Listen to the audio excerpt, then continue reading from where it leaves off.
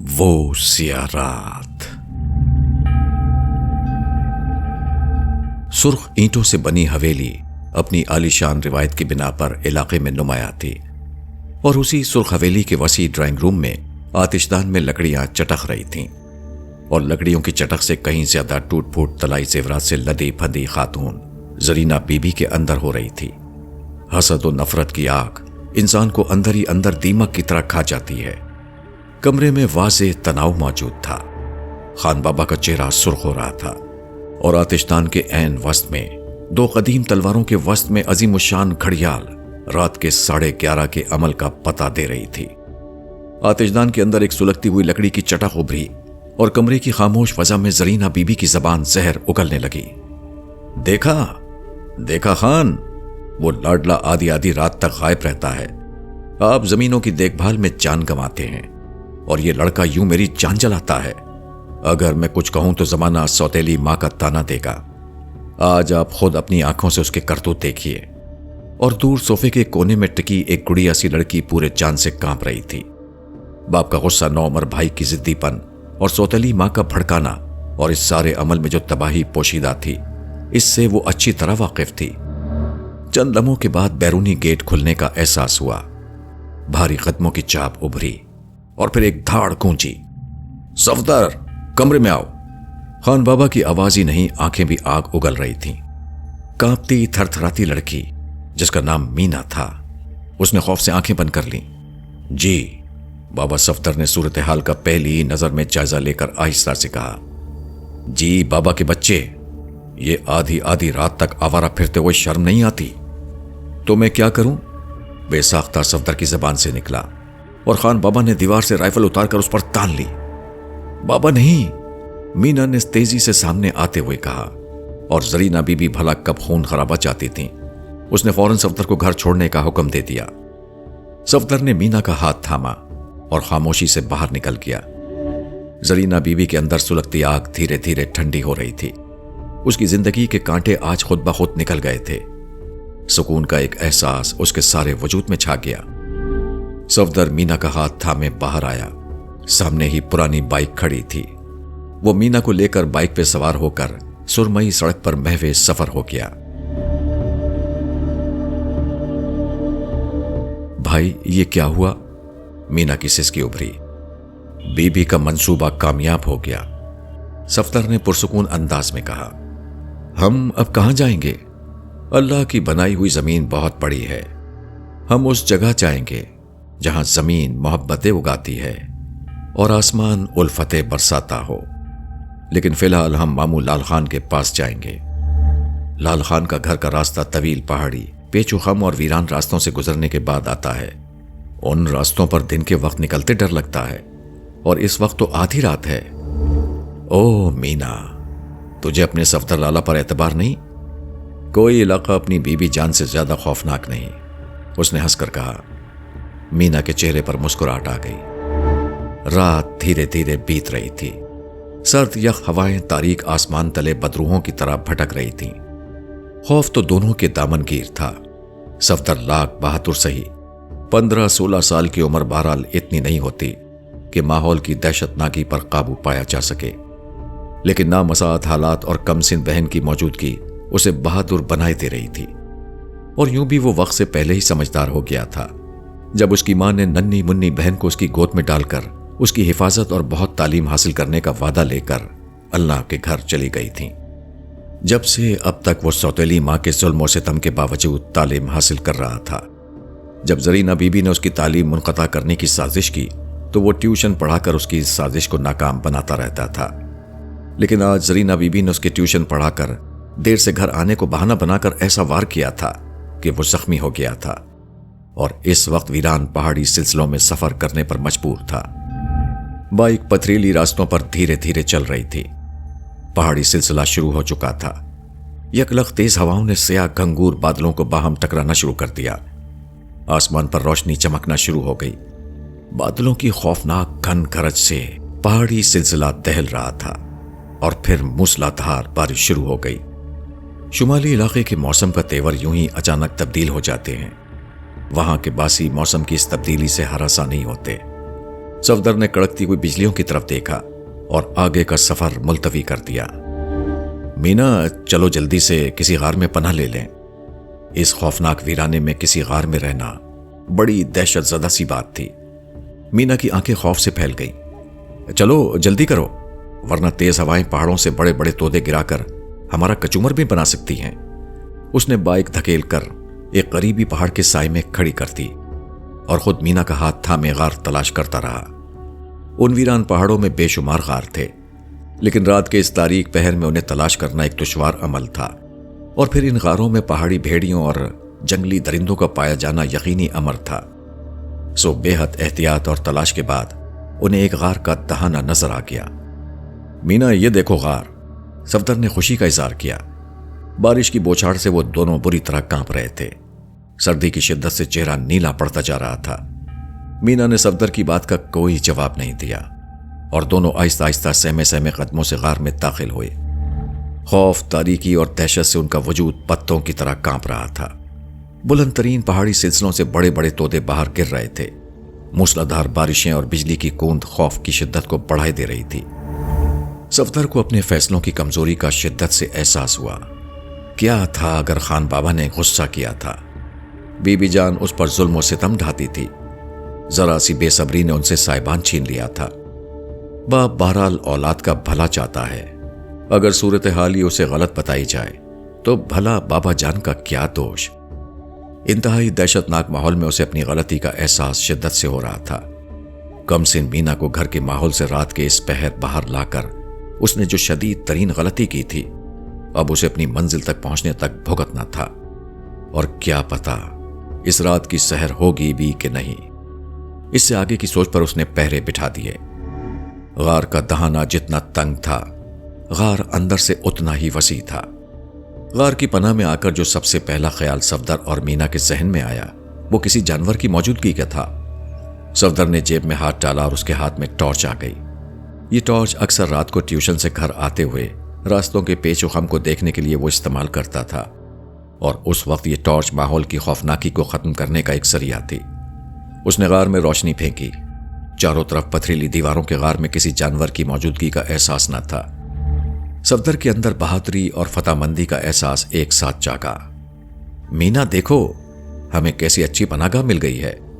रात यहां बसर करके सुबह में वापस घर लौट जाऊंगा और बाबा जान और बीबी जान से मुआफी मांग लूंगा। हाँ लाला, तुमने बिल्कुल ठीक सोचा है। बाबा जान और बीबी जान को छोड़कर आने का हमने हिमाकत आमेज फैसला किया था।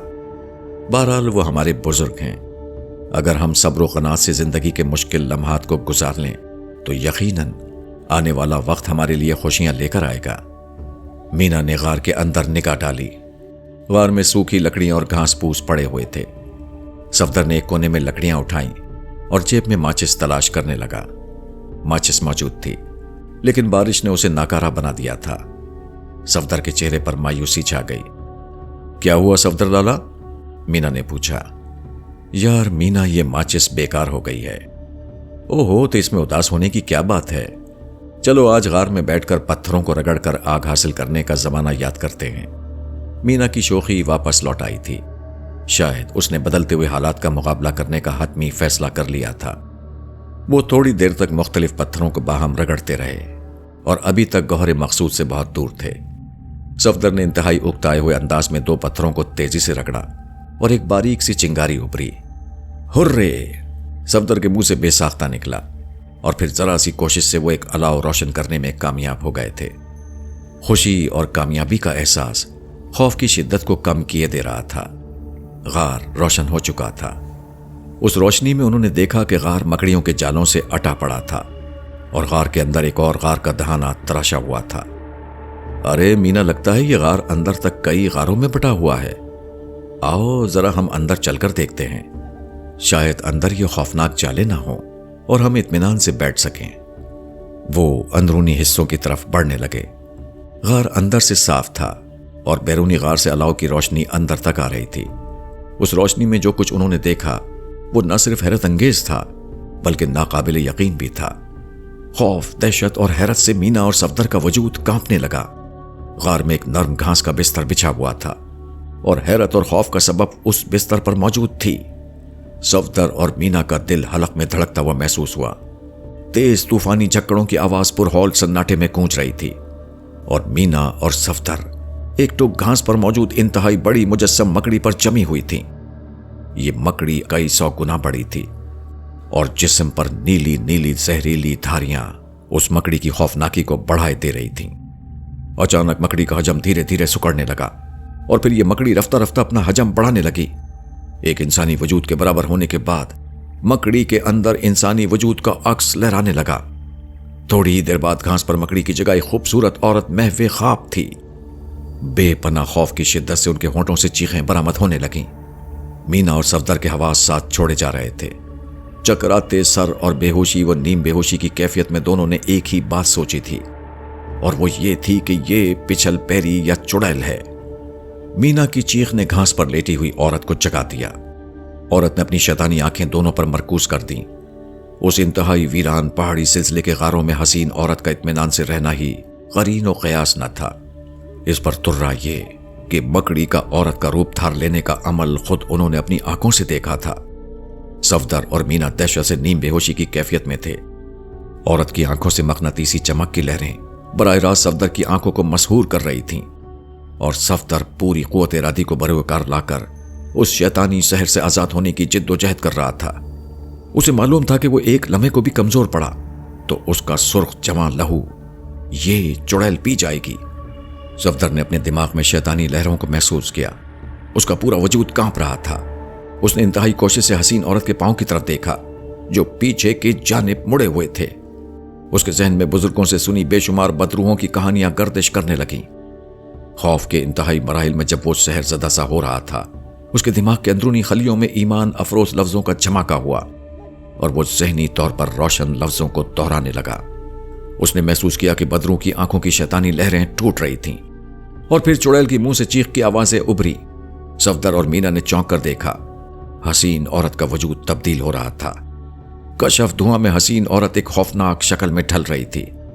سیاہ وجود میں ابلتی ہوئی خونی شیطانی آنکھیں، اس کے ہاتھوں کی انگلیاں شکرے کے پنجوں کی طرح تھی جس میں انسانی گوشت کے لوتھڑے چپکے ہوئے تھے، اور اس میں سے سڑان کی بو نکل رہی تھی۔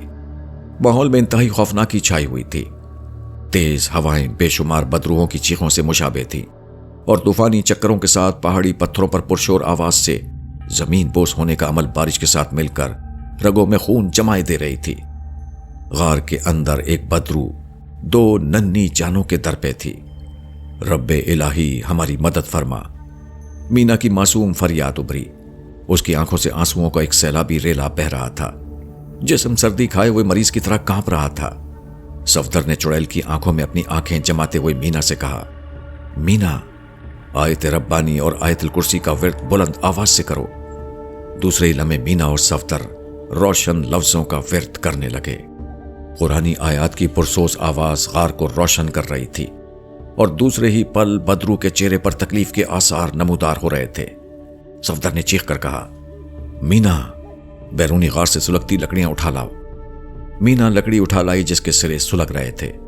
اس نے ایک سلگتی لکڑی صفدر کے ہاتھ میں دے دی، اور صفدر اور مینا سلگتی لکڑیوں اور کلام الہی سے بدرو کا مقابلہ کرنے کے لیے مکمل طور پر تیار تھے۔